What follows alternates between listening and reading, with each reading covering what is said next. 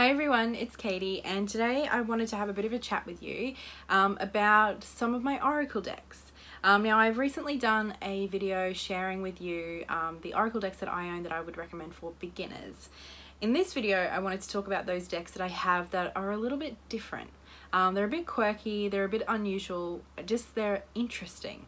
They're not kind of run-of-the-mill, they're a little bit outside of the box. So perhaps this could be interpreted as more advanced Oracle decks, or simply just ones that are a little bit different. So the first that I wanted to talk about is one of my favorite Oracle decks. I got it at the end of last year and it quickly became a true love deck for me.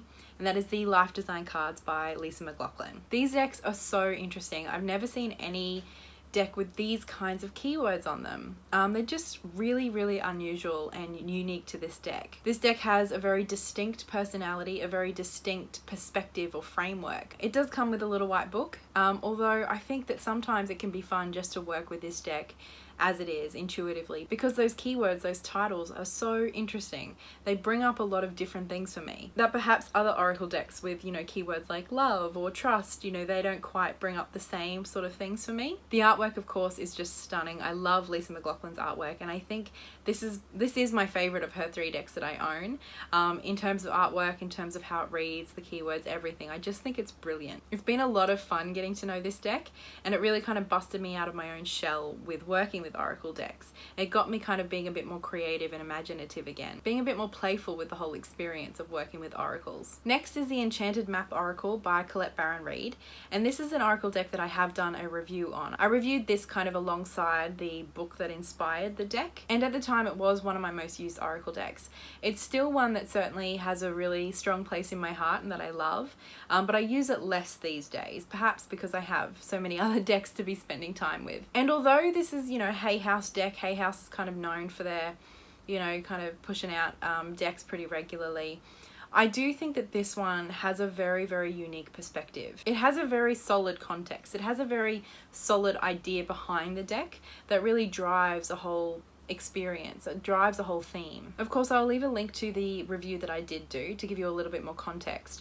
But essentially, this deck is all about creating a narrative and a map of our psyche that we can interact with to better know ourselves and to, kind of frame our destiny and our choices. It's self-development through the lens of narrative in so many ways, and, imagining our personality and our responses and our psyche as a map that we can navigate, that we can traverse. So that is a very interesting concept, and not one that I've seen tackled in any other deck. As such, the keywords are rather different to what you would normally expect in an Oracle deck. They describe the characters, which are explored and fleshed out a lot more in the larger book, and they describe landmarks and, kind of obstacles that we overcome or we meet along the way. In this way, I think it's a rather underrated deck, an underestimated deck. It almost looks like just a bit of a fun, quirky Oracle deck, but there's a lot of depth and thought behind this deck that makes it really unique. Not just because the titles are quirky, but because there's a whole story and a whole purpose behind those quirky titles. Next is the Strangelands Oracle, which is a cute little Oracle deck made by the creator of the Circo Tarot,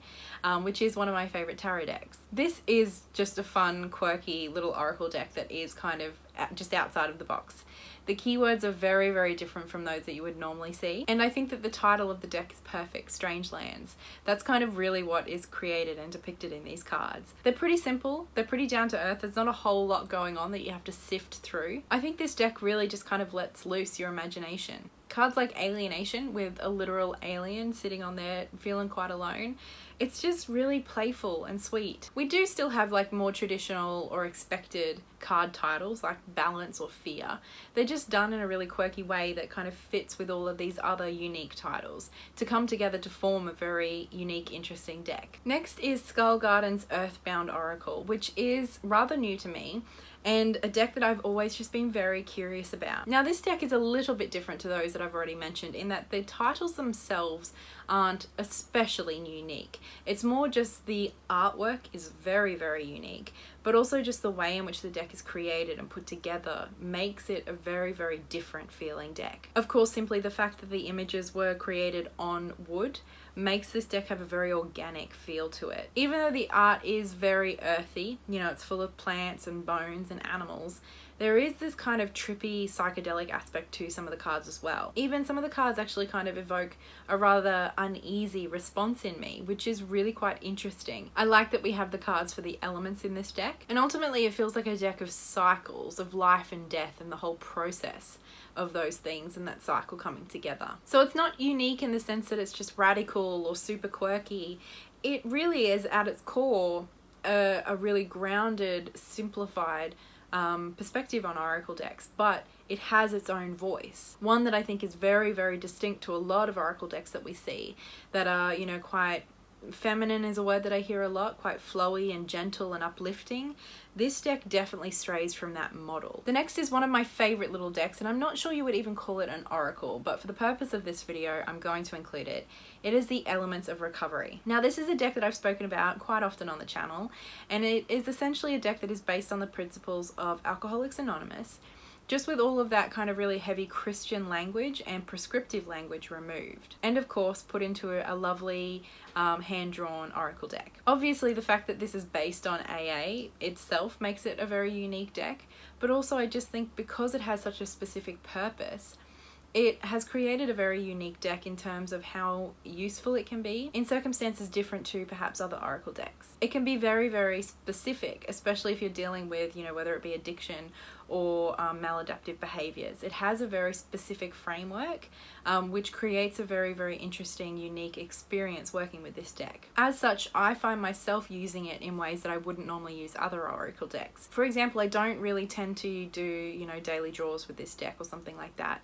I will more often tend to do, you know, either a 2 or 3 card spread that is about my behaviors and my attitudes regarding my habits and things like that. It has a very specific lens and perspective that makes it really, really effective for certain types of work. And then finally, I have my Flowers of Love Oracle, which is the little oracle deck that my mum bought me when she was away in Perth. She found this at an op shop and it had a sunflower on the front, so of course she picked it up for me. And this is a really kind of sweet little deck.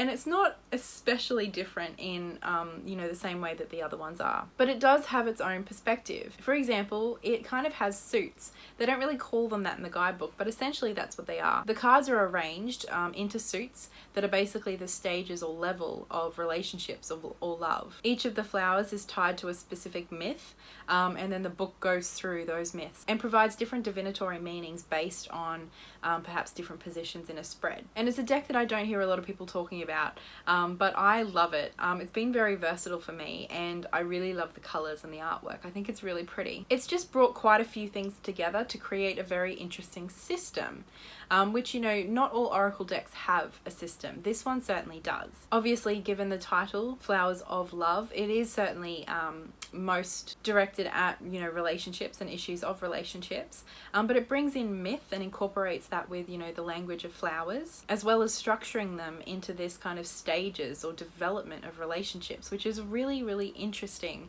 and it comes together to form a very unique system. Also, the myths themselves, the guidebook talks about the fact that they haven't just chosen the obvious myths, but they've tried to choose myths that, even if they're less well known, they are more appropriate for the flower and provide a more specific or appropriate message to go along with that flower. So a very interesting deck indeed, and one that definitely has a soft place in my heart. So these are 6 oracle decks that are in my collection that I think are very, very unique and interesting. They're different from a lot of other oracle decks that I own and those that I've seen, and they certainly have their own perspectives and personalities.